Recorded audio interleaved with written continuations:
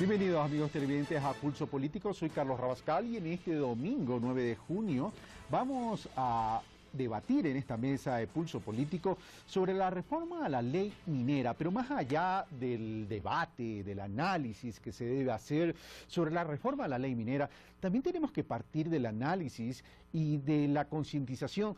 ¿Por qué sería importante desarrollar este sector minero para el país? ¿Qué tanto le puede aportar el sector minero al desarrollo del país? Entendiéndose como desarrollo la generación de oportunidades de desarrollo para el ser humano, educación, salud, trabajo, incrementar esa renta per cápita que puedan tener los ecuatorianos. Realmente, la explotación de los recursos naturales, esta economía extractivista que algunos dicen que es negativa para el país, ¿realmente puede generar todas estas oportunidades? ¿Puede generar una estrategia realmente pragmática para poder sacar al país de la pobreza y enrumbarnos hacia el desarrollo? Bueno, para analizar todos estos temas, veamos a quienes hemos invitado. Marcela Aguiñaga, máster en Derecho Ambiental y Desarrollo Sustentable y Sostenible, exministra de Ambiente, segunda vicepresidenta de la Asamblea Nacional. César Espinosa, doctor en Jurisprudencia, expresidente de la Cámara de Minería del Ecuador, miembro del Organismo Latinoamericano de Minería, OLAMI. Alberto Acosta Burneo, máster en Economía, consultor de estudios económicos y de mercado, editor de Análisis Semanal. Luis Fernando Torres, constitucionalista, exalcalde de Ambato, asambleísta Cambio Partido Social Cristiano, Creo. Ellos son nuestros invitados, amigos televidentes, y les doy la bienvenida. César, muy buenos días, gracias por haber aceptado nuestra invitación. Alberto, buenos días, gracias por ese esfuerzo de venir desde Guayaquil, Tababela, Quito. Luis Fernando Torres, el alcalde de Quito, me va a matar, pero la verdad es que es un martirio para nosotros los que venimos de otros lados. Luis Fernando Torres, muchas gracias por haber aceptado nuestra invitación, y Marcela Aguiñaga, muchas gracias por haber aceptado nuestra invitación.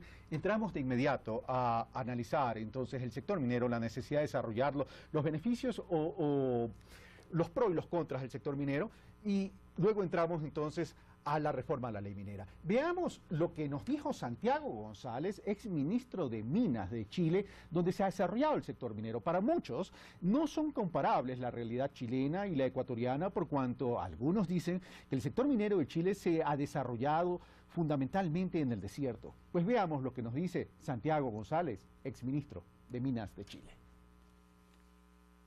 A partir del año 90 desarrollamos una economía mixta para la minería, donde compartimos el desarrollo del sector público y el desarrollo del sector privado. Y eso generó un impacto económico en el país que nos ha permitido, ¿no es cierto?, avanzar en forma muy grande en el desarrollo económico de Chile. Eso nos permitió, entre otras cosas, reducir la pobreza de un 34% a un 12%. Que para un país de América Latina es un elemento tremendamente importante. Eso nos permitió, en un plazo de 20 años, con una fuerte concentración en los últimos 10 años, de tener pleno empleo en nuestro país también, con un aporte de la minería. Nos permitió también generar una recaudación producto del sector minero que financia hoy en nuestro país el 20% de la inversión pública, lo cual también es muy importante. Y nos permitió subir el ingreso per cápita de $3.500 a $18.000. Lo que se trata finalmente no es hacer minería, es disminuir la pobreza. Ese es el objetivo final que deben tener los países, ¿no es cierto?, de América Latina, como los nuestros, disminuir la pobreza. Y para disminuir la pobreza tenemos que tener recursos, no a cualquier costo, sino que en concordancia con el medio ambiente. En el tema hídrico, que es un tema muy importante para nosotros los chilenos, porque nosotros no tenemos mucha agua. Ahí también se ha avanzado desde el punto de vista técnico, y la cantidad de agua que se usa en la minería, que es otro factor importante, se ha disminuido considerablemente en los procesos metalúrgicos por el avance de la tecnología. Yo creo que la institucionalidad medioambiental es muy importante. Nosotros ahora en Chile, por ejemplo, una de las modernizaciones que hemos hecho en ese aspecto es que hemos creado los tribunales medioambientales. ¿Por qué? Porque el país se dio cuenta que los tribunales ordinarios no tenían la capacidad para fallar, ni el conocimiento para fallar en temas medioambientales. Entonces ahora tenemos tribunales medioambientales con jueces especialistas en temas medioambientales que tienen la capacidad. Tenemos la Superintendencia de Medio Ambiente, que es un organismo que regula, controla y supervisa, ¿no es cierto?, que los... Gracias a Santiago González, exministro de Minas de Chile, quien nos ha comentado, compartido cuál es la experiencia chilena en términos prácticos y en resultados, sobre todo tangibles, en el desarrollo del sector minero. ¿Es conveniente el desarrollo minero para el Ecuador? Es la primera pregunta que voy a plantear. Antes hago una aclaración. Carlos Pérez de Cuarunari estuvo invitado a este programa, él se excusó, vamos a tener una opinión de un directo de él en el programa, pero lamentablemente se excusó en participar en este panel por cuestiones de agenda, ya que tenía que estar en Cuenca. César Espinosa tiene otro criterio, pero bueno, le pregunto a César Espinosa. César Espinosa, claro, si le pregunto al representante de la Organización Latinoamericana de Minas si se debe desarrollar el sector minero, me va a decir que sí. Le voy a preguntar, por tanto, otra cosa. La reforma a la ley de minería que ha planteado el Ejecutivo es tremendamente profunda como para asegurar todo esto lo que ha dicho el exministro de Minas. Bien, primero, muchísimas gracias por la invitación, Carlos. Me parece que nos quedamos un poquito cortos, la verdad. Yo creo que era importante hacer una reforma a la ley. La ley no había venido dando los resultados que preveímos al principio. Teníamos que hacer cambios.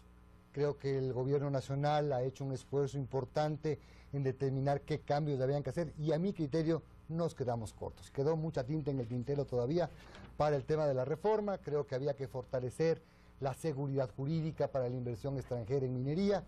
Creo además que la creación de la medida de minería, siendo un paso importante, se quedó muy corta en cuanto a al tonelaje de procesamiento. Una mediana minería de 1000 toneladas día no existe en el mundo. En Perú la minería artesanal llega a 1000 toneladas día. Entonces creía que era importante profundizar un poquito más en ello. Creo que había que revisar el tema del contrato de explotación.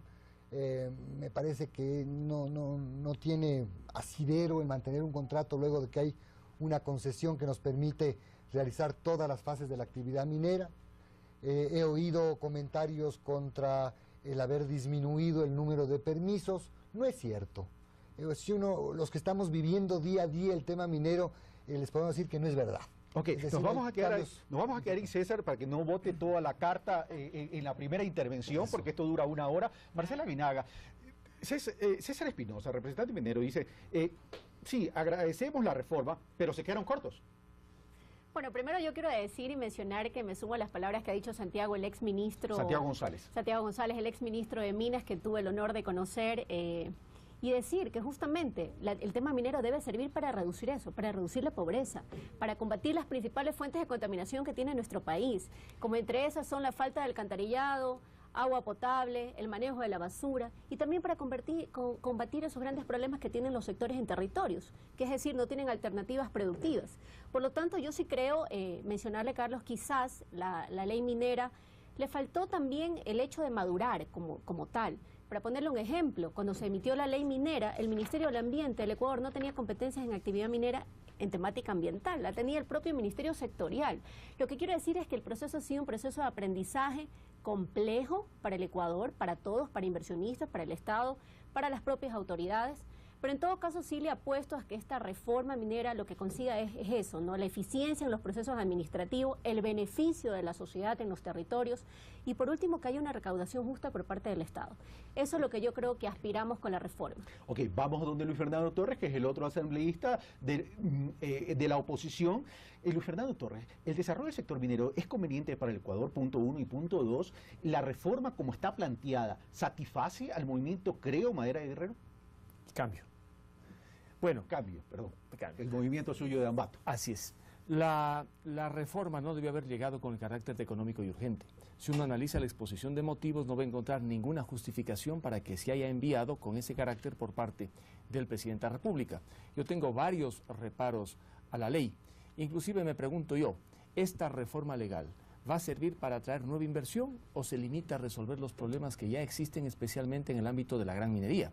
No nos olvidemos que hay algunas empresas mundiales que están en el Ecuador, la Kinross, que adquirió el paquete de la Aurelian, y también está Ecuacorriente, ahora China, una en el Campo Mirador y la otra en Fruta Norte. ¿Qué pasa allí? ¿Hay problemas o todo está marchando sobre ruedas? Parece que hay problemas. y la ley lo que quiere es solucionar esos inconvenientes, y por eso yo tengo algunas observaciones especialmente en cuanto a la forma como se quiere en esta ley cubrir el tema de que si alguien tiene acciones, participaciones de un 25 hasta un 25% en paraísos fiscales, no le pasa nada. Si pasa el 25%, pierde el derecho minero. Lo propio en cuanto a la forma de calcular los ingresos extraordinarios, luego de que deduzcan todos los gastos que han hecho estas empresas. Hay otro tema de la transferencia de acciones y participaciones, que habrá un registro minero, cómo se hacen, en qué porcentaje, asunto que pienso detallarlo inmediatamente.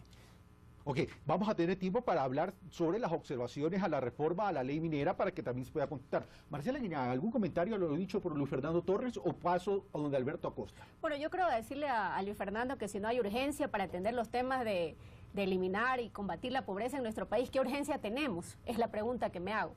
Sin embargo, eso yo creo que es claro en mencionar, Luis Fernando, que alguna de las cosas que se busca no es apuntar solo a la gran minería. Aquella parte de la reforma tiene mucho que ver con la minería artesanal y la pequeña minería. ¿Y la mediana minería? Y la mediana minería como una nueva figura que antes no la tenía el Estado. Pero ya vamos a hablar también de la mediana minería, donde César Espinosa tiene alguna argumentación. Antes de darle la palabra a Alberto Acosta Burneo, por cierto, veamos lo que opina Pablo Dávalos en relación a este tema de la importancia de desarrollar el sector minero y de lo perjudicial, según él, que podría constituir para el Ecuador. Y luego le damos la palabra a Alberto Acosta Burneo. Veamos entonces lo que nos dice Pablo Dávalos. Las propuestas de reforma a la ley minera por parte del gobierno ecuatoriano demuestran un empobrecimiento del horizonte estratégico del país a largo plazo porque nos reinscriben en una reprimarización de la economía.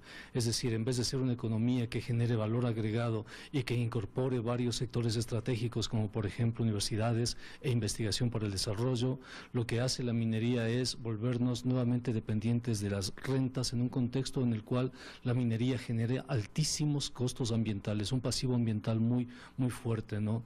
Entonces la pregunta es, sobre todo para aquellos que están a favor de las actividades mineras, ¿por qué estamos comprometiendo recursos que pertenecen a las futuras generaciones a nombre de un rentismo y a nombre de una política inmediatista que no toma en consideración justamente esas necesidades de las futuras generaciones? ¿Por qué no abrimos un debate nacional e incorporamos sobre todo a sectores que van a ser directamente afectados por la minería? ¿Y por qué no pensar en alternativas diferentes a vivir de las rentas? Alternativas que impliquen democracia, participación y sobre todo respeto a la naturaleza.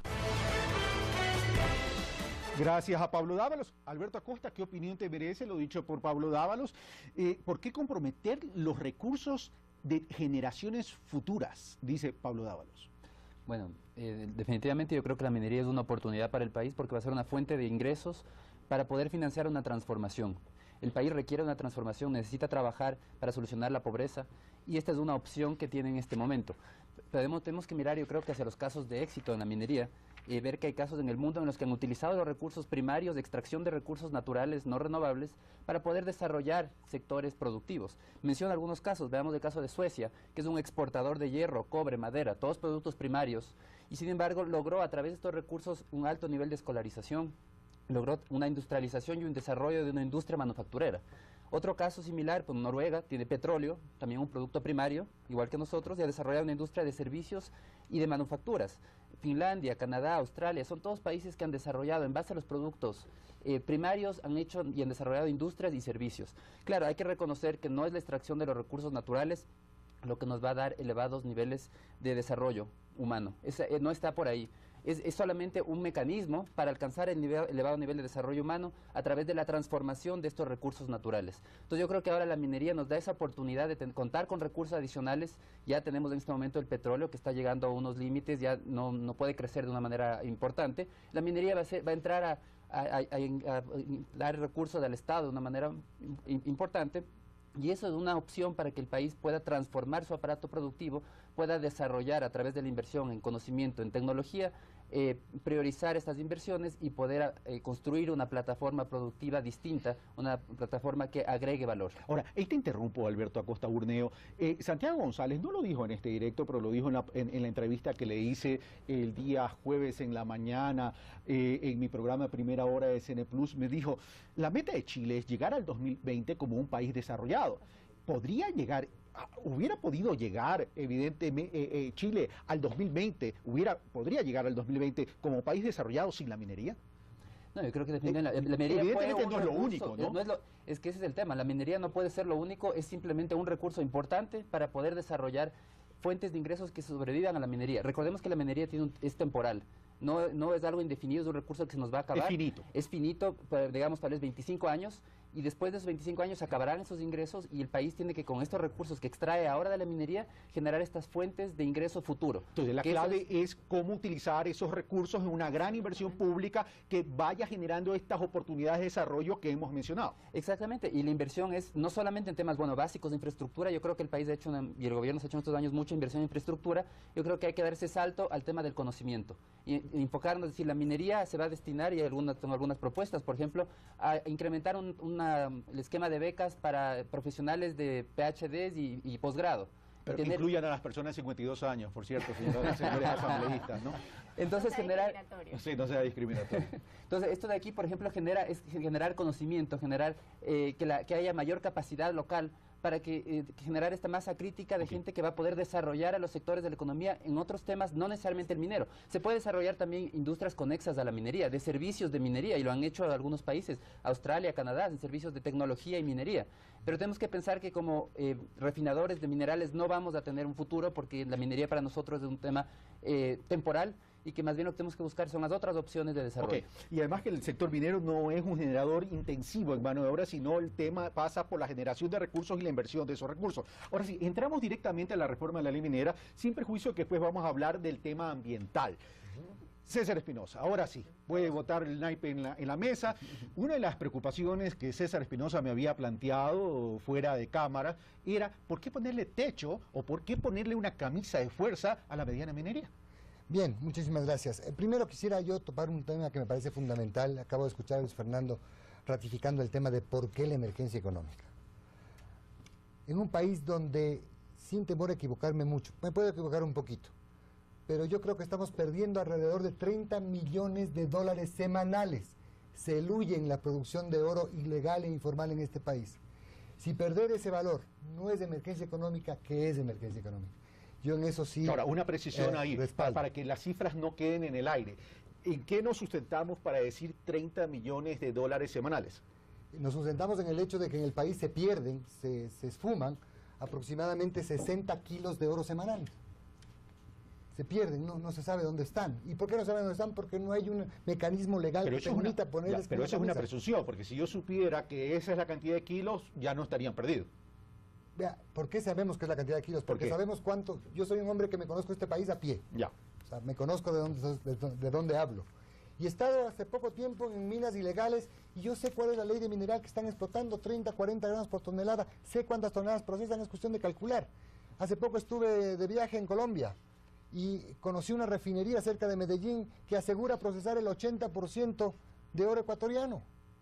Oro que no tenemos registros, oro que no tenemos una contabilidad de lo que está pasando porque la ley no le permitió a la Agencia de Regulación Minera generar, por ejemplo, juicios coactivos para poder recuperar y poner en orden las cosas. Eso en cuanto a la tema de la urgencia económica, que ya Luis Fernando le daría la palabra para que tenga oportunidad de replicar a lo dicho por César Espinosa. Vamos al tema de la mediana minería, que era la pregunta específica. Perfecto. Yo creo que creamos una mediana minería, era importante. El salto de la pequeña a la gran minería era demasiado grande. Pero creamos una mediana minería a medias. Bien está para mediano, ¿no es cierto? Mediana a medias. A medias. ¿Por qué a medias? Porque es una minería que le están bloqueando en 1000 toneladas día de procesamiento de minerales. O sea, tiene ese techo. Tenemos en el Ecuador inversionistas desde pequeños hasta medianos. Gente que está capacitada para explotar 5000 toneladas día de mineral para que sea económicamente rentable. Porque no es cuestión de que el inversionista diga yo voy a poner una planta de 1000 o yo quiero poner de 2000. Es el estudio económico el que dice de cuánto necesito la planta.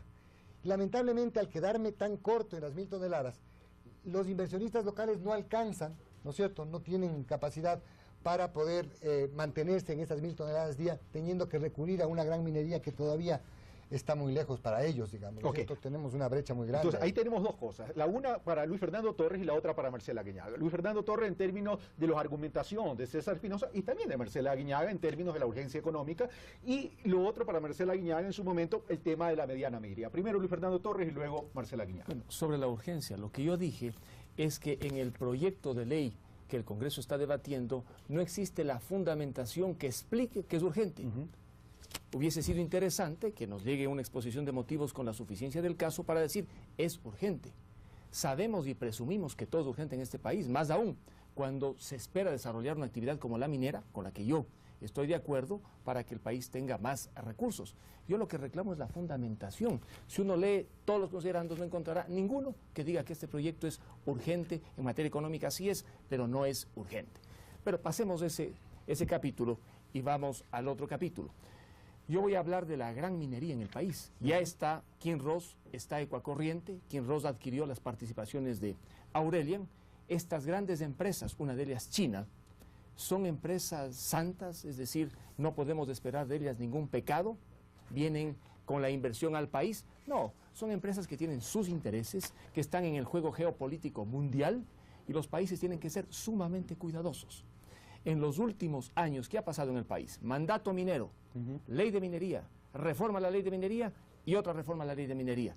Recién a los 6 años nos damos cuenta que la legislación aprobada a partir del 2007 ha sido un verdadero fracaso.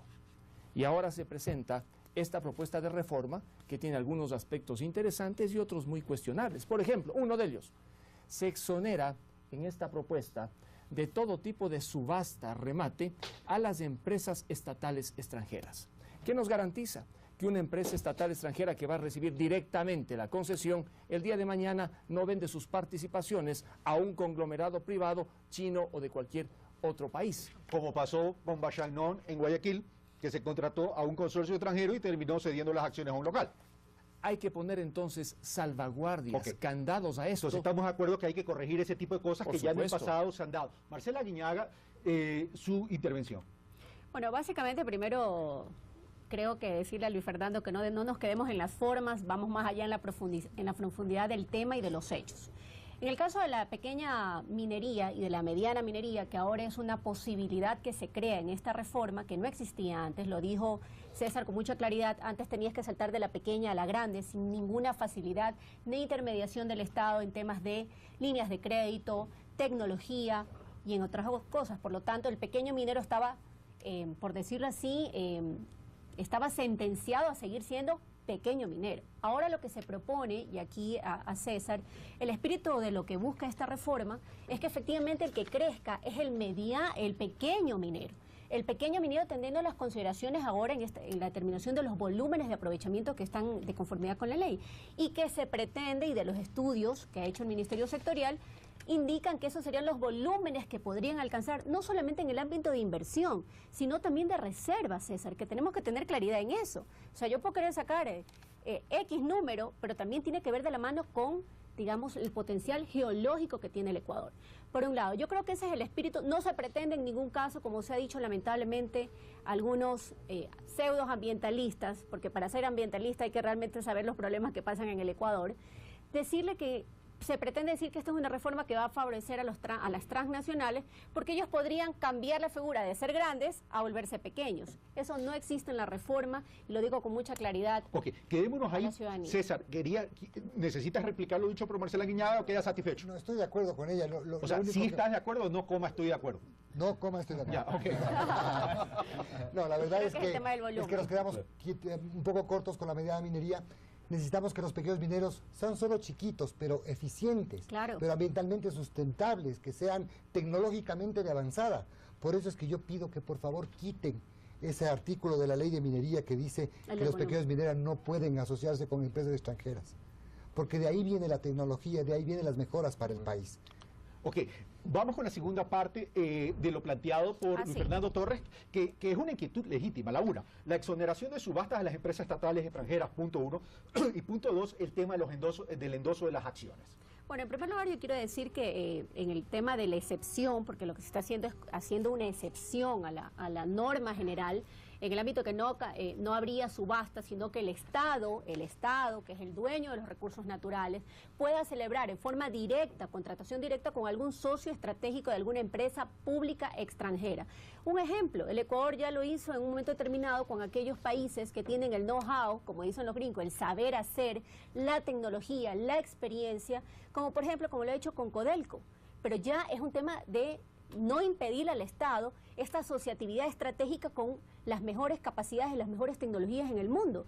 Decir que, digamos, en el ámbito del capital accionario, la transferencia, bueno, se está diciendo, en primer lugar, que la transferencia va a tener que pagar el que transfiera más allá del 50% del capital accionario, va a tener que pagar un valor del 1% por la transacción. Eso es una cosa. Pero más allá del valor del impuesto por la transacción o como querramos llamarlo, el tema es que el nuevo actor que entre sea calificado por el Estado. No, pero un momento. Es que el nuevo actor hasta ahora, ejemplo, el caso de Mirador, EXA, se vendió el capital accionario y solamente lo registró el Estado. Y punto. Se vendió de canadienses a chinos, porque no había ninguna restricción legal que impida que eso suceda. Actualmente no solamente que con esta reforma va a tener que pagar un impuesto, sino que por otro lado, primero es un tema de caducidad, y por otro lado también creo que es muy importante mencionar que lo que busca el Estado y los permisos y las obligaciones se transfieren completamente a la persona jurídica. Que se mantiene. Gracias, señora ministra. Perdón, señora ministra, señora asambleísta, señora segunda vicepresidenta de la Asamblea. Punto de orden sobre el tema para ir Luis Fernando Torres y Alberto Acosta. Un punto chiquitito. Mira, lo que está tratando de hacer la reforma no es dar una liberalidad a todo el mundo y que las empresas extranjeras. El Estado ya lo podía hacer. En la ley estaba contemplado, pero lo podía hacer solamente a través de la Empresa Nacional Minera. La Empresa Nacional Minera pedía las áreas directamente y ellos negociaban con las empresas extranjeras. Lo que está tratando de hacer con la reforma, supongo yo, es que sea el Ministerio Sectorial el que realice ya está bien el punto de orden por tema de tiempo, Luis Fernando Torres y Alberto Acosta. Mira, hay una serie de excepciones que se están estableciendo en la ley, y una ley que establece excepciones no es una buena ley. En el caso que ha explicado Marcela, por ejemplo, una excepción al régimen normal de que no haya subastas. En el tema de las transferencias, la excepción si se negocia hasta el 50% de las participaciones o acciones. En el caso de los paraísos fiscales, si hasta el 25% uno tiene participaciones en paraísos fiscales, no le pasa absolutamente nada, solo si supera el 25%. ¿Para qué esas excepciones? Recordemos que la venta de participaciones de Aurelian aquí en Ross bordeó en la Bolsa de Nueva York los 920, 930 millones de dólares. ¿Cuánto declaró Aurelian por concepto de gastos? ¿Y cuánto recibió el Ecuador? Nada, porque ese tiempo pues no había este registro que hoy se quiere establecer. Por eso es importante las regulaciones ahora. Pero esto ya no corrige el pasado. No, eso es evidente. De ninguna manera. No podemos vivir con tortícolos mirando el pasado, más bien tenemos que corregirlo. Alberto Acosta, ¿querías opinar sobre este tema? Sí, sobre el tema de la excepción para las empresas públicas. Yo creo que es un sector de inversiones muy grandes, y que si es que estas empresas públicas, por ejemplo Codelco, están competitivas, ¿cuál es el miedo a que compita con las empresas privadas? Yo creo que el tema tiene que ser muy transparente. Aquí la base es la transparencia y que tengamos seguridad de que quien va a estar manejando al mando de estas grandes inversiones son empresas que están en capacidad de hacerlo y que además nos hicieron las mejores propuestas, porque el que sea pública no implica que va a ser la mejor propuesta. Puede haber empresas privadas que hacen mejores propuestas para el país, y tenemos un historial de casos en el cual el país ha escogido a socios estratégicos y que no nos ha ido muy bien. Coca-Cola Sinclair con Argentina, tenemos la refinería del Pacífico con Venezuela, todavía no conseguimos el financiamiento. Entonces, el coger estos socios estratégicos a dedo no siempre es una garantía de que las cosas van a salir bien. Gracias, Alberto Acosta. Vamos a hacer una primera pausa y seguimos con este programa tremendamente interesante, porque si bien para algunos el sector minero constituye un riesgo para el medio ambiente, para otros constituye la oportunidad para ir rumbo hacia el desarrollo. El problema no es explotar las minas, el tema es hacerlo bien y que esos recursos sirvan para la inversión social y que también dinamice la economía ecuatoriana. No es que el gobierno necesita plata, el Ecuador necesita recursos para ir hacia el desarrollo. Venimos luego de la pausa.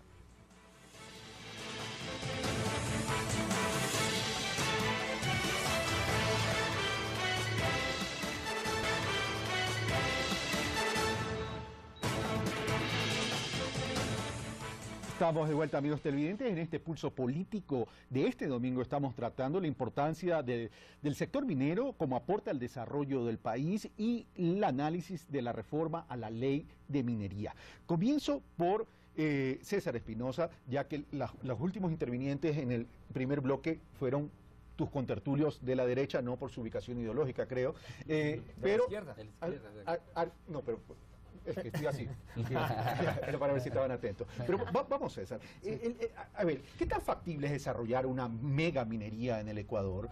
Porque de esto depende no solo de la decisión, no solo de intención, no solo de verbalizar, sino que depende que lleguen los capitales, depende que lleguen las inversiones. Tú tienes un criterio en relación al tema de los contratos que podría ahuyentar o no hacer factible la instrumentación de esta inversión para poder instrumentar este esfuerzo que es la reforma a la ley minera. De acuerdo, sí. Decía yo que los contratos mineros no les encuentro razón. La verdad es que no encuentro para qué sirven. Tuve la suerte de ser designado en algún momento como jefe del equipo de negociador del Estado de estos contratos mineros justamente, y conforme fui avanzando me di cuenta que no le veo motivo o razón al contrato. ¿Por qué? Porque la concesión minera ya nos da el derecho a explotar, ¿no es cierto? Y nos deja en una tela de duda, ¿qué pasa si es que no llego a firmar un contrato? Cuando la participación del Estado está clarísimamente determinada en la Constitución. El artículo 408 determina que el Estado no puede participar en menor cantidad que los beneficios que la empresa que está explotando el recurso. Es decir, lo menos que nos puede pasar, lo peor que nos puede pasar es 50-50. Así es. ¿No es cierto? Lo que tengo que negociar con la empresa es cuánto es lo que el Estado quiere llevar de este proceso. 50 es el mínimo, de ahí para arriba negociemos. ¿Nos ponemos de acuerdo en eso? ¿Para qué sirve el contrato? Si ya la concesión minera me da el derecho a explotar. Lo que hace el contrato, lamentablemente, es ahuyentar la inversión porque hay un riesgo de haber invertido en exploración y que mañana no pueda firmar el contrato. Okay. Tú hablabas de Kinross. Pues Kinross todavía no puede firmar el contrato. Estamos 2 años y pico de esta negociación y no llegamos a firmar el contrato. Yo creo que mucho por culpa de Kinross, la verdad. Pero al final de cuentas el resultado es el mismo. No hay contrato y por tanto no podemos arrancar explotación. Alberto Acosta, ¿qué opinas sobre lo dicho por César Espinosa, que estamos hablando ahora ya de la factibilidad real sobre las inversiones? Sí, bueno, para que una de estas inversiones se realicen se necesita condiciones atractivas. Recordemos que las empresas internacionales mineras compiten y entre proyectos compiten en base al rendimiento. El caso de Kinross puntualmente, las autoridades de Kinross mencionaron que las condiciones en el país son restrictivas, no llegaron a un acuerdo, hay algunos puntos en los que están en discrepancia y priorizaron una inversión en otra mina que también tienen de oro en Mauritania. Entonces vemos que las opciones, estamos en un mercado global, las empresas mineras son globales y van a decidir en dónde invertir en base a las condiciones que existan en cada país. Esto significa que tenemos que dar condiciones atractivas, garantizar un beneficio para el Estado, pero tampoco ser tan estrictos como para quitar todo el atractivo para la inversión minera. En esto también el país tiene un tema que le pesa en contra, que es una reputación bastante negativa, como país riesgoso, como país que inclusive el Fraser Institute califica a los países qué tan amigables son en relación a la minería. Ecuador está último entre los últimos países en América Latina, solamente sobre Bolivia y Venezuela. Entonces vemos que el Ecuador se ha ganado una reputación que además complica esta posibilidad de inversión. Ahora, la pregunta es, ¿eso es parte del pasado o con todo lo que está haciendo el Ecuador en este momento se puede virar la curva? Es parte del presente. Yo creo que lo que tenemos que tratar es que no sea parte del futuro y eso es lo que hay que trabajar, poniendo reglas claras que sean beneficiosas para el Estado, lógicamente, y también para los inversionistas, para que puedan venir, y ahí entra todo el tema de la seguridad jurídica. ¿Cómo garantizamos que de aquí a 6 meses o a 1 año no hagamos una nueva reforma porque queremos poner un impuesto adicional, una regalía adicional, y cambiamos las condiciones para esas empresas? Ok, voy a donde Luis Fernando Torres y luego donde la ministra, porque parece que esta tanda es una tempestad para la señora asambleísta, perdón. Vamos con Luis Fernando Torres. Bueno, creo que en buena parte este proyecto está hecho a la medida de Kinross a fin de que se pueda formalizar el contrato. Antes del 2007 ya se concesionó ese campo, luego vino la negociación de las participaciones de Aurelian Kinross en este gobierno y claro, no se ha podido firmar el contrato tal como señala César. Una vez aprobada esta ley, ¿firmaré el contrato? Ojalá. ¿Y si no firmo el contrato? ¿Qué pasa? ¿Se revierte? ¿Se declara no la caducidad? Sí, la caducidad de la concesión se revierte y un proceso que comenzó hace mucho tiempo quedaría prácticamente en cero. Por eso yo insisto que esta ley tiene que ser en lo legislativo y jurídico muy bien pensada, porque estamos frente a un problema que tiene el país entre manos. Kinross está en el campo Fruta del Norte, que tiene 13.000 millones de onzas de oro, según las estimaciones. ¿Y qué va a pasar con Ecuador? ¿Qué tal si se va para Mauritania, como muy bien indica Alberto? Ok, ¿punto de orden? Sí, solo un tema Sí. ahí. Es muy importante el tema de lograr un acuerdo con Kinross, porque es la punta de lanza de otros acuerdos mineros de minas más pequeñas en el tema de oro. Entonces, si no se llega a un acuerdo con Kinross en una condición beneficiosa para el Estado y beneficiosa para Kinross, el resto de la minería va a quedar en tela de duda. Porque el resto de mineras pequeñas están esperando a este acuerdo con Kinross para ver cómo entra y cómo van el resto. Kinross sabemos que te vence sus derechos en agosto y el gobierno ha dicho que no los va a renovar. Entonces yo creo que es una manera de presionar para decir, con esta nueva ley que ya sale ahora, con las nuevas condiciones, firmar el acuerdo. Si llega a firmar, significa que también la minería y las condiciones de minería en el país son atractivas para empresas de capital, no solamente para las empresas chinas, que son empresas estatales, que es la que tenemos como Ecuador Corriente. Estamos frente a un punto de quiebre. Es el punto de quiebre. Si se llega a este acuerdo con Kinross, se da el paso para dar apertura a la minería en el resto de empresas. César, te doy la palabra luego de la... Solamente un puntito chiquitito. Yo creo que el tema de la inseguridad es del pasado. Yo ya pasé eso. ¿Sabes dónde la inseguridad se dio? Cuando dieron un famoso mandato minero que destruyó la minería. Aclarado ese tema, de acuerdo a criterio de César Espinosa, por cierto, vamos donde Marcela Guiñaga. Yo voy a arreglar un poco las ideas porque veo que la embestida está un poco fuerte. Sin embargo, eso primero decirle a César, sí creo que es necesario un contrato. Un ejemplo de ello fue la negociación que se hizo con EXA. Entre esos se fundamentó toda una cláusula de garantías, que es un fondo que se va, digamos, alimentando de la propia inversión para, por ejemplo, ¿qué cosas? Pasivos ambientales o daños o compensaciones en el futuro. Yo sí creo que el contrato no le hace daño a la negociación, creo que es complejo, no digo que es fácil. Los procesos de negociación, digamos, yo fui parte también del grupo negociador en el caso de EXA, desde la lógica ambiental, ¿no? En ese momento. Sin embargo, creo que jurídicamente no, digamos, no es que no es necesario. Por otro lado, creo que, digamos, Luis Fernando, con todo respeto, yo no creo que esta reforma está destinada única y exclusivamente para Kinross. Una parte de la reforma. Creo que no se dice con claridad que una de las cosas que se busca primero es el impulso de la pequeña minería. 2, se regula a aquellos artesanos mineros que están en concesiones mineras desde hace mucho tiempo atrás y que no han podido legalizar su situación porque el mandato minero no nos los permitió. Así que yo creo que hay que decir con mucha claridad que lo que busca justamente esta reforma es impulsar algunas cosas y eliminar algunos actos administrativos, que en ese entonces aquellos representantes que teníamos no entendían la lógica de la dinámica del negocio minero, que eso es muy importante. Tampoco no podemos decir que las empresas no puedan negociar sus acciones en la bolsa, porque eso es parte del mecanismo, cómo juega y cómo se maneja el desarrollo minero en el mundo, no en el Ecuador. Creo que coincido con Alberto en el sentido de que la seguridad jurídica es importante. Entendemos que eso es parte del análisis que ha hecho el sector, en este caso la función ejecutiva, a fin de determinar que se impulse crear una gran institucionalidad jurídica. La más rápido posible. ¿Respondió ante la tempestad? Creo. Okay.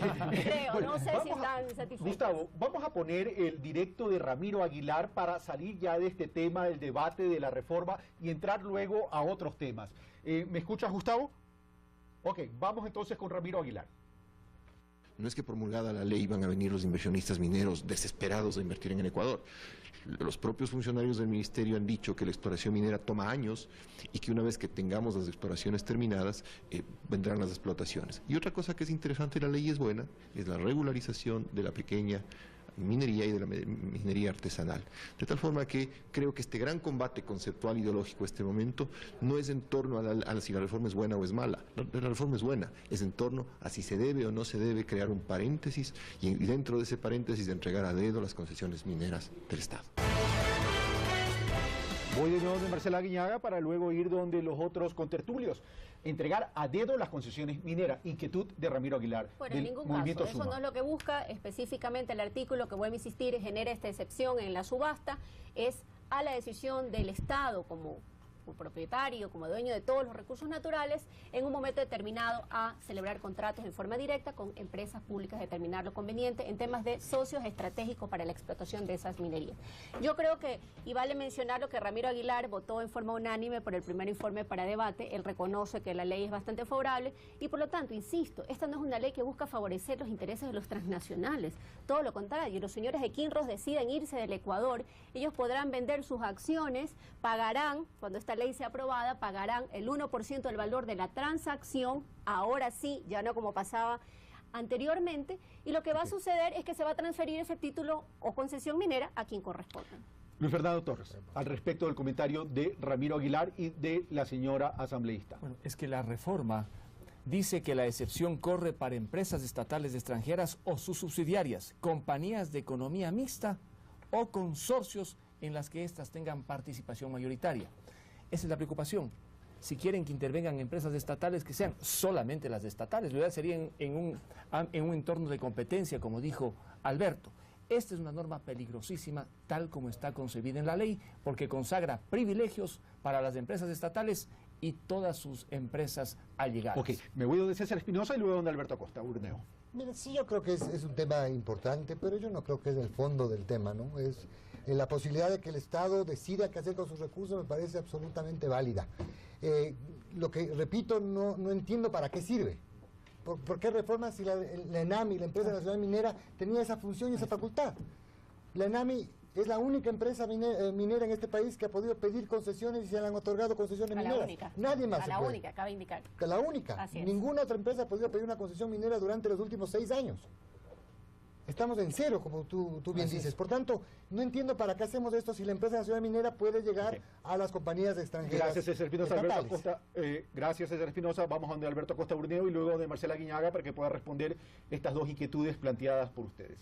Yo creo que lo más importante en este momento de la discusión en la Asamblea, que se transforme la normativa para el sector en una normativa competitiva, que entienda la dinámica de la minería a nivel internacional, que no quiera decir nosotros vamos a poner las reglas de cómo funciona la minería, de cómo, por ejemplo, el tema de transferencia de acciones, hay un tema de exploración que la hacen ciertas compañías, después de explotación la hacen otras, y hay que entender que así funciona, es con capitales, y que las reglas en el país tienen que estar acorde a eso, buscando siempre el mayor beneficio para el Estado dentro de las condiciones de la minería a nivel mundial.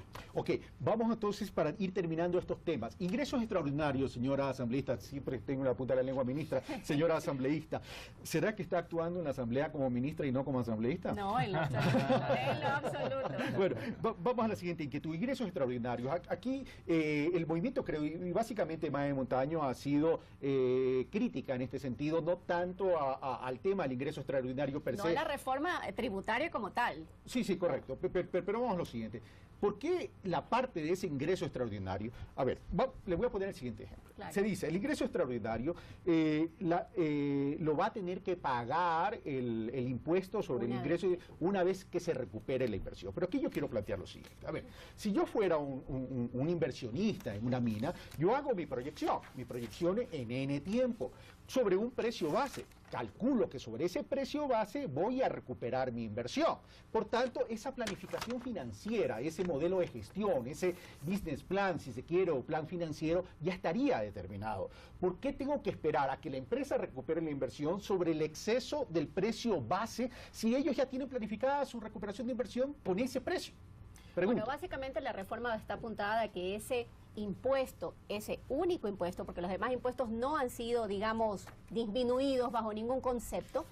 Aquí estamos hablando de la forma de pago realmente. Nada más, que se dilata la forma de pago hasta que ellos tengan una recuperación. Eso ha sido parte de, digamos, que el Ejecutivo ha planteado dentro de sus preocupaciones que han venido del propio sector minero. Sin embargo, los compañeros asambleístas, cabe indicar, en el debate han indicado que justamente eso no puede estar abierto, que debe estar condicionado al flujo económico y que no puede estar hasta que algún día recupere la inversión. Eso es parte de justamente del gran debate interno que ha tenido no solamente la comisión, sino también los... Ok, ese es un debate existente. Y la otra inquietud sobre los ingresos extraordinarios, ¿por qué los gobiernos seccionales no pueden manejar esa renta que producto de estos ingresos extraordinarios que le corresponde como Yo le voy regalía? a poner el ejemplo, Carlos, y uno de esos es que lamentablemente esos municipios son tan pequeños en temas de administración, de capacidad técnica, de gestión, que normalmente se quedan atados sin poder ejecutar sus recursos. ¿Qué es lo que está diciendo la norma? Y en eso yo creo que estoy de acuerdo. Que el gobierno central ejecutará en el territorio donde salen esos recursos,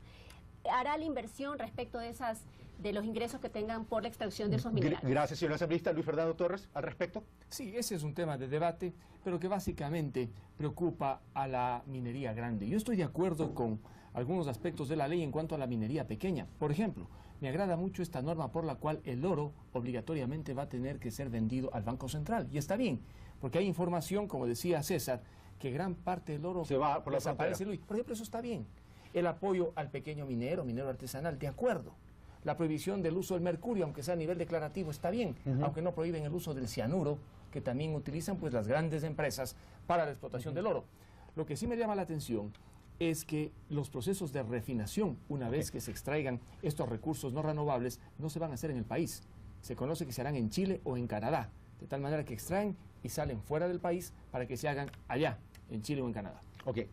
Alberto Acosta. Bueno, referente a lo que menciona Luis Fernando, en el tema de refinación hay un tema de economías de escala. Entonces, en el país no existe la economía de escala como para poder refinar el doré o los concentrados que se obtienen. Eso hay que mandarlos a Estados Unidos, Chile, otros países que ya tienen una... las operaciones de refinación son altamente contaminantes, valga que exactamente, y son industrias muy grandes que recogen el doré de distintas partes del mundo y hacen volumen. Entonces, por eso que esa industria no la podemos tener aquí, ni deberíamos esperar tenerla. Pero lo que sí yo creo que es el reto ahora en adelante es que el control ambiental, garantizar que con esta ley que va a ser aprobada ya en los próximos días, tengamos un control ambiental eficiente. Me parece adecuado lo que se plantea en la ley de reducir las trabas, los trámites. No por más trabas ni más trámites se tiene más control. El control no está en las trabas ni en los trámites. Está en un control efectivo en que las autoridades competentes tengan la facultad y además que se realice yo creo que un apoyo estratégico con entidades de control ambiental en tema minero que ya han tenido experiencia en donde hay las mejores prácticas. Claro. Digamos Canadá, Chile, digamos que Australia, que vengan y que nos enseñen cómo hacer el control ambiental. Gracias, Alberto Acosta. César Espinosa, ¿quieres opinar o primero voy con Carlos Pérez para hablar de este tema de control ambiental casualmente? Yo quisiera solamente profundizar un poquito en el tema de los famosos... Pero no me lo quieres excluir a Carlos Pérez, me imagino, ¿no? No, por nada, yo lo quiero mucho. El tema de las ganancias extraordinarias es un tema muy complicado. A pesar de lo que se diga, estamos tratando de aliviar un poco el peso, diciendo primero recuperen la inversión y después les clavamos el impuesto. Es tan grave el impuesto que cuando manejábamos las corridas matemáticas de los contratos de estos, de un contrato que tenía una tasa interna de retorno de 26%, con la aplicación de $10 por onza de oro, el impuesto a las ganancias extraordinarias se volvía a pérdida. Es tan grave como eso, por eso yo creo que el Estado lo que está tratando es de aliviar el peso. No sé para qué sirve si quiere el famoso impuesto a las ganancias extraordinarias, cuando el Estado está garantizado al menos de un 50%. Ok, sin perjuicio que después puedan opinar sobre todo lo dicho acá, escuchemos lo que dice Carlos Pérez, porque una de las principales preocupaciones de ciertos sectores ambientalistas y también indígenas es que la minería genera un daño al medio ambiente. Veamos entonces la opinión de Carlos Pérez y luego veamos la opinión de Edgar Pillajo, que es un ingeniero geólogo, para no debatirlo desde la óptica o la lógica política, sino también desde la óptica técnica. Veamos. Minería responsable no existe en el mundo. Y si alguien habla de minería sustentable y la nueva minería, eso es cuento chino. La minería responsable sí, de los desastres ambientales, del despojo de territorios de las poblaciones indígenas, de los apocalipsis ambientales que ha dejado. Y quizás en el Ecuador no tenemos mucha experiencia porque no ha habido mega minería, por lo tanto no ha habido mega impactos ambientales.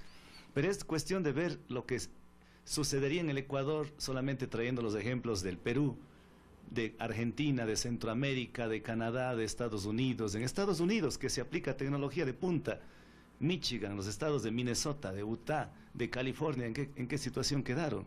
O 10.000 minas abandonadas por falta de dinero para remediación ambiental en la hermana República del Canadá.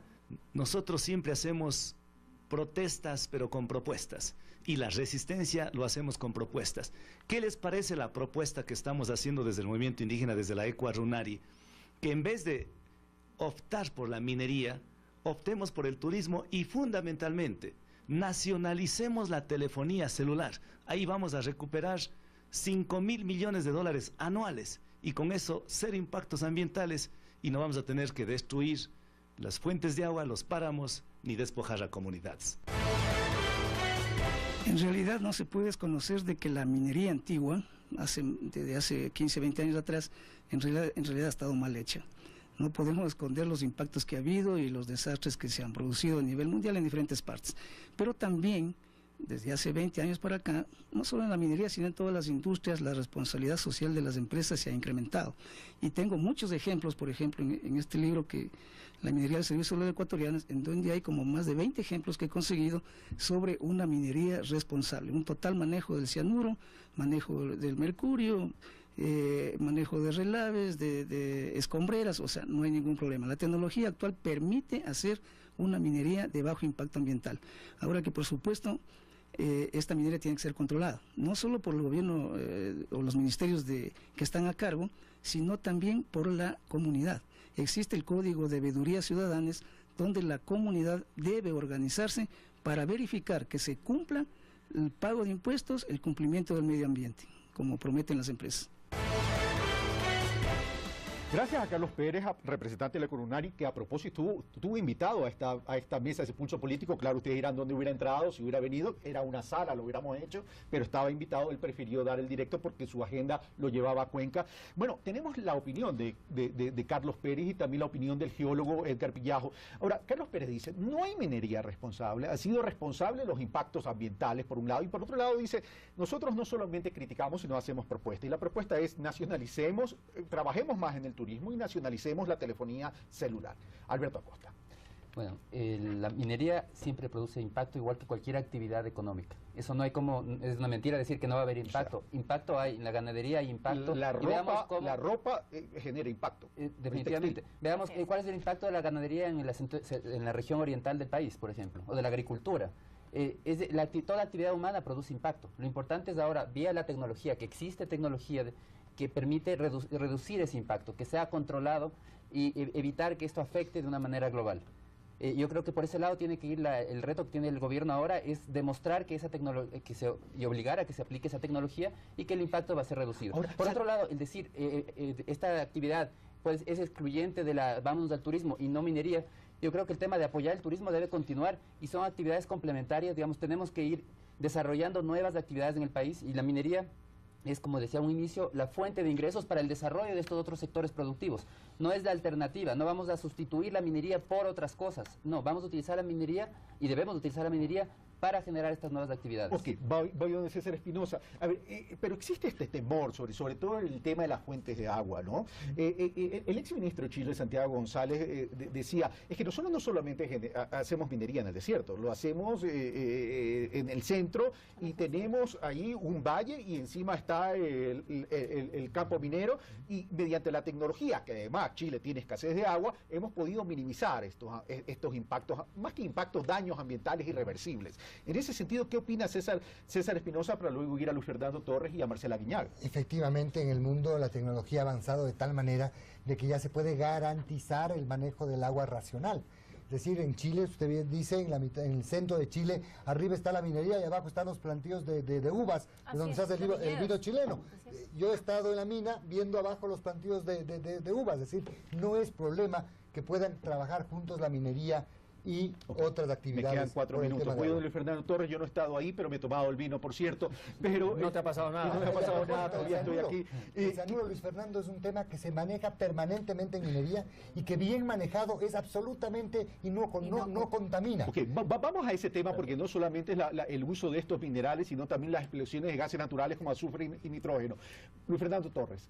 Bueno, yo estoy de acuerdo en que vayamos a una reconversión productiva en el país, que la minería tiene que explotarse sabiendo que tiene impacto ambiental y cuáles serán los costos del impacto ambiental. Lo que yo exijo es que en la reforma legal que está discutiendo la Asamblea no se cometan los errores que se han cometido con las excepciones incorporadas al proyecto.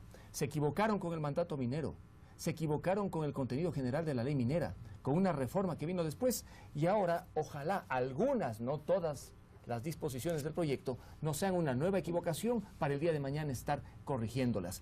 Está bien, Por ejemplo, en este proyecto el tratamiento de la minería artesanal, de la pequeña, la mediana, por ejemplo, el control de la minería ilegal, perfecto. Lo que a mí me preocupa es la forma como van a utilizar esta ley las grandes mineras que ya están en el país. Me refiero a Ecuacorriente, que ya tiene contrato, y Kinross, que no tiene contrato. Pero en ese sentido, ¿qué es lo que te preocupa del manejo? ¿Cómo puedan manejar esta ley, tanto Kinross y Ecuacorriente? Bueno, en el caso ¿Cuál es el punto específico? En el caso de Kinross, con todos los incentivos que esta ley ha establecido, ¿vamos o no vamos a tener contrato? Es la gran pregunta. Si no tenemos contrato, ¿cómo se van a hacer las transferencias de acciones y participaciones? Y lo que más me preocupa, ¿por qué establecen esa excepción de hasta el 25% para que puedan tener en paraísos fiscales? Si estamos en contra de los paraísos fiscales, que sea todo o nada. ¿Por qué no estamos en las páginas amarillas, señora asambleísta? Por un lado, y por otro lado, estoy hablando en un lenguaje metafórico, el tema de los paraísos fiscales que se me estaba escapando. Bueno, básicamente porque es una política de la Revolución Ciudadana luchar contra los paraísos fiscales. Pero establece igual hasta un 25%. Y específicamente, bueno, porque volvemos a insistir, no podemos olvidar la lógica del manejo de la venta de las acciones en las bolsas de los mercados internacionales. Sin embargo, quiero decirle, y una contestación a Carlos Pérez Huertamel, que yo esperaba que esté aquí. Sin embargo, decirte, Carlos, que una de las cosas que se busca, toda actividad del ser humano tiene un impacto.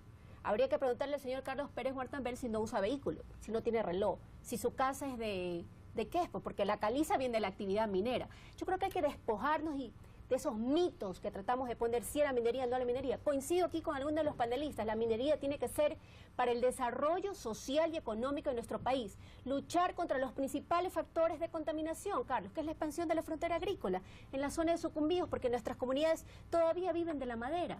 Por otro lado, también hay que luchar radicalmente ¿en qué?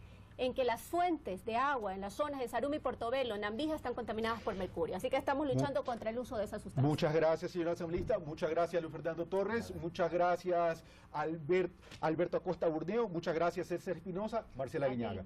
Gracias a ustedes, amigos televidentes, por su sintonía. Esto fue Pulso Político para debatir la importancia del sector minero en el desarrollo del país, sus consecuencias, pero también sus beneficios, y un debate abierto, no dentro de las paredes de la Asamblea Nacional, por cierto, sino ante todo el país, sobre el proyecto de reforma a la ley minera. Como siempre, las conclusiones son de ustedes. Esto fue Pulso Político, soy Carlos Rabascal y yo los espero el próximo domingo. Un fuerte abrazo.